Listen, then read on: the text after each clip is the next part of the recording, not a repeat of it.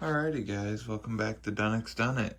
It's been a while, been a little sick and had a lot of other stuff going on, but I wanted to get back on the bench today and show you the progress we've made on the 150% catalyst build. We've got all the bearings, the shocks, we've got the motor mount.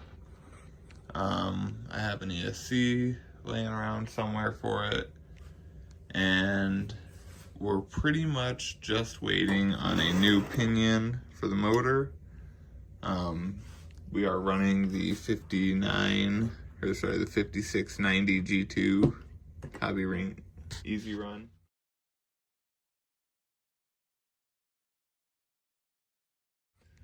The previous motors I was running, the 4990s, had a 5mm shaft. This one's got an 8mm shaft, and I did not realize that. So, waiting on the new pinion. That should be here pretty shortly. And hopefully we can get this sled out for at least one run this winter. I think there's going to be a couple spots so that we can test it out and just get a feel for it, see how it's going to perform, and kind of get an idea of how the 5690 compares to the 4990 motor. This is also a 1250 kV, the 4990 is a 1650. So we'll just kind of play with it. I think I can run a little bit higher gearing on this and AS and still be plenty fast.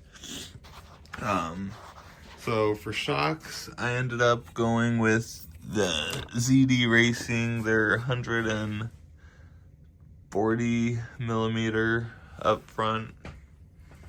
Color wise, I think they matched okay too, so that worked out well.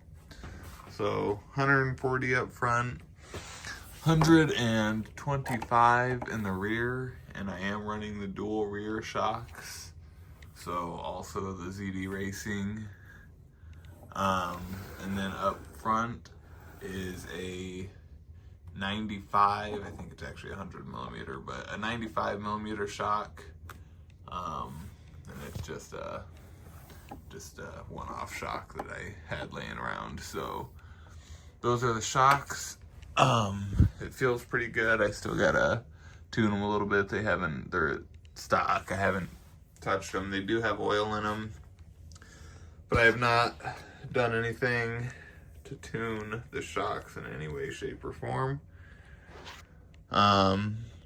So 125 rear shocks and 95 in the front, 140 all the way up. Bearings, I did want to touch on that one more time. We're running a 12-18-4 for your axle and all the bearings throughout there. And this will change. I will not be using this exact bearing. I think the only place you use this bearing is in here for a shaft support for the motor. And I could still run that. I don't know that I need to with an 8mm shaft. That's kind of overkill. But I would end up running an 8x16x5 bearing if I do. But if you are running a 5mm shaft, this would be the bearing to run if you want to. It's kind of optional. And all your idler bearings are a 5x12x4mm. M5 rod ends. I do have plastic rod ends on here right now. It will have metal ones. The metal ones hadn't showed up by the time I was putting the front end together, and I wanted to have it sitting on the skis. I will be running a 5th scale servo like I usually do. I may end up throwing this in for the time being and just using a servo plate, but I just haven't had good luck with the 10th scale servos powering these big sleds.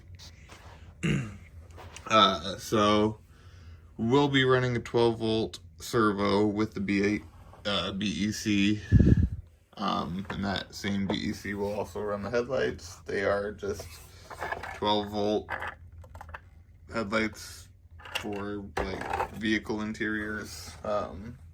They work pretty well on these, and they look good. They're super bright.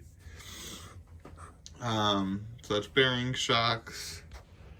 For the tracks, I have kind of been playing with something different. I've used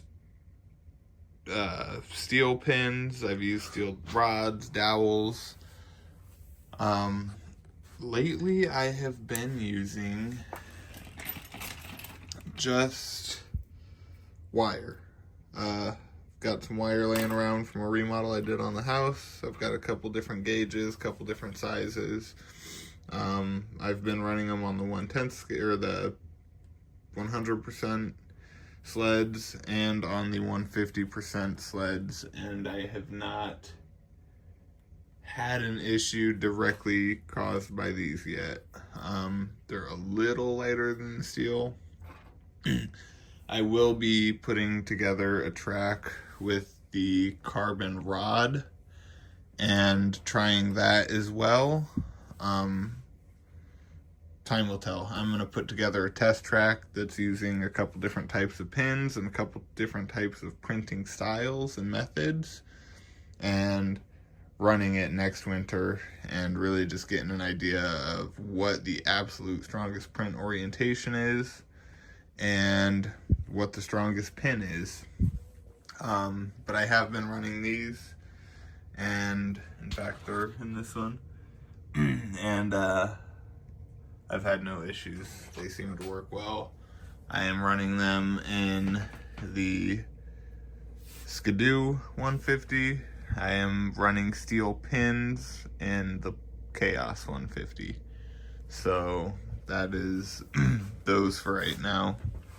So I will keep updated and let you guys know what has worked best for me thus far and what continues to work for me, because things can always change. So other than that,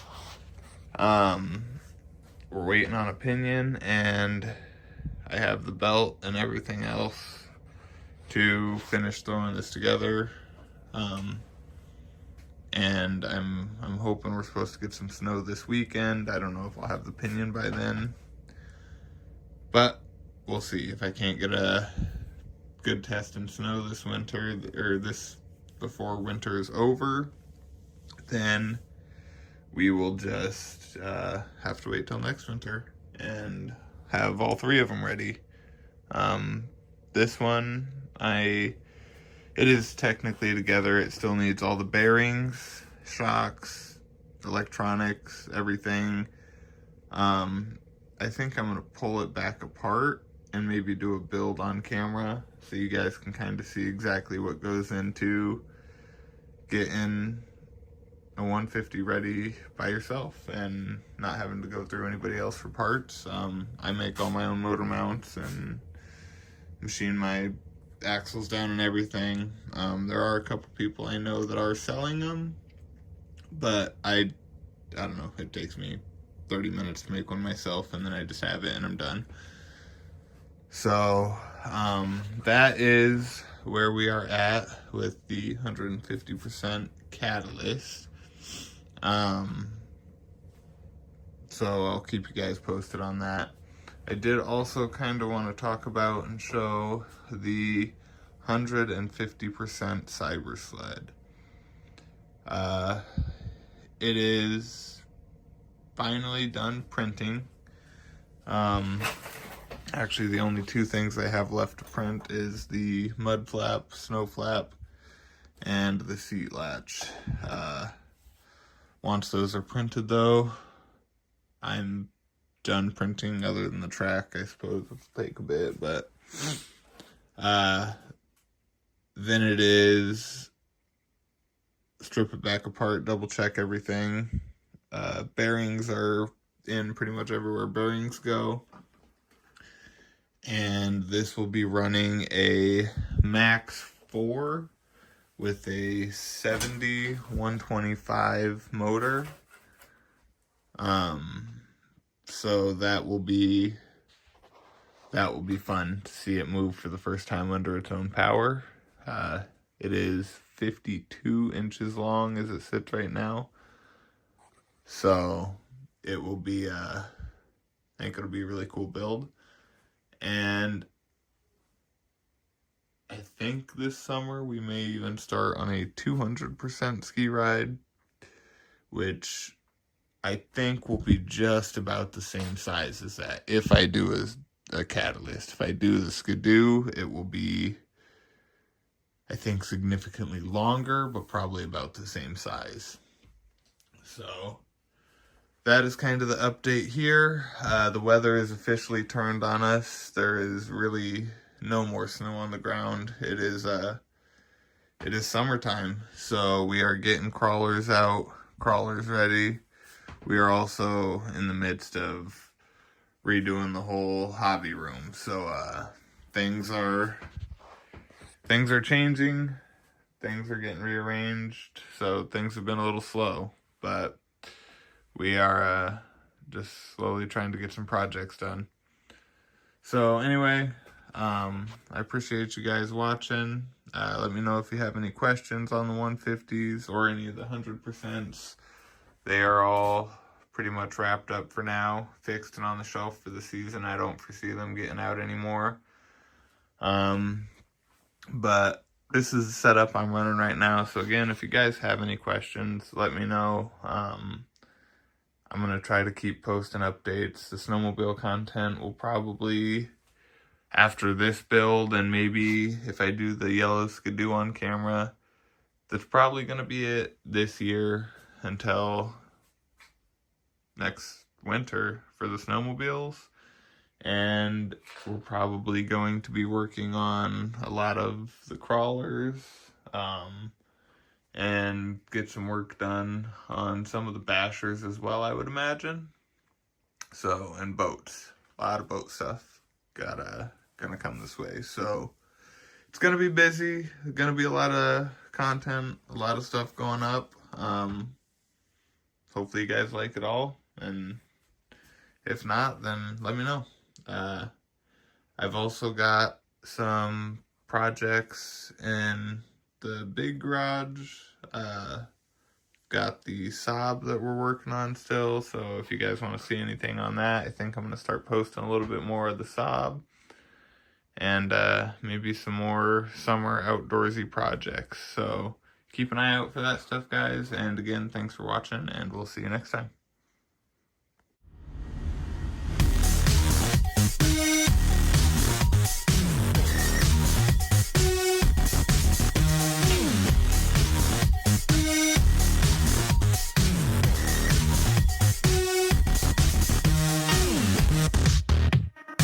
We'll be right back.